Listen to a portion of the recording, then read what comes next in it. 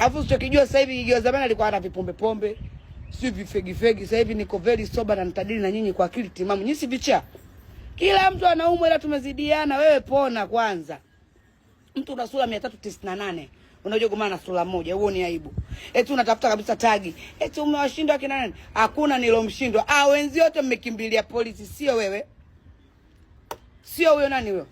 Wewe wanasema nani? Eti kuna mtu anakwambia umemshindwa Ankoti. Mimi nina voice za tewa karibu na polisi na Mnyamala ametuma. Mimi sijamshindwa, mimi nasikiliza, mimi na akili. Yeye ndo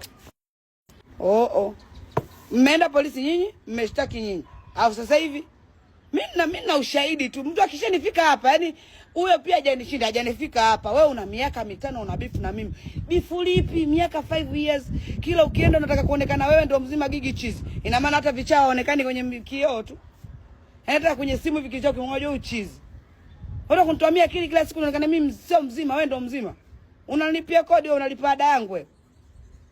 Kwa hiyo unataka kuniambia alosuka zinywele alikuwa naye sio mzima, najua namsuka mtu ambaye anakota makopo akaokotea. Wewe nunua filter za 5000 wewe. Filter za 200 zinakuzalilisha. Hii picha yake niloposti kama avatar. Ile kaeka hivi kama Wakanda Forever. Mimi sikuogopi bwana.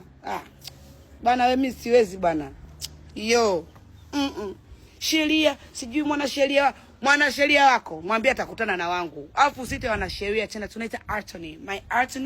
My advocate, my lawyer. I beg you better know English now. Find a good makeup artist for your health.